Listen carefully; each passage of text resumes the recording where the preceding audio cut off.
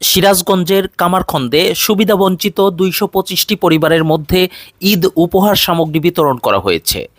উপহারের প্রতিটি প্যাকেটে ছিল বাসমতি চাল ১ কেজি, চিনি ২ কেজি, পোলার চাল ২ কেজি, লাচ্ছা সেমাই ৪ প্যাকেট, দুধ ১ কেজি এবং সয়াবিন তেল ১ কেজি।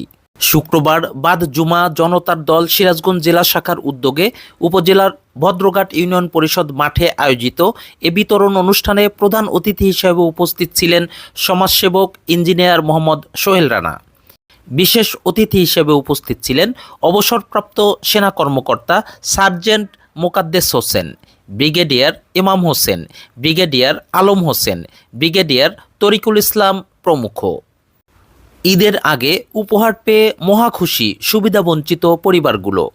এমন উপহার হাতে পেয়ে তারা আবেগ আপ্লুত হয়ে পড়েন এবং আয়োজকদের জন্য মহান আল্লাহ রব্বুল আলামিনের নিকট দোয়া করেন।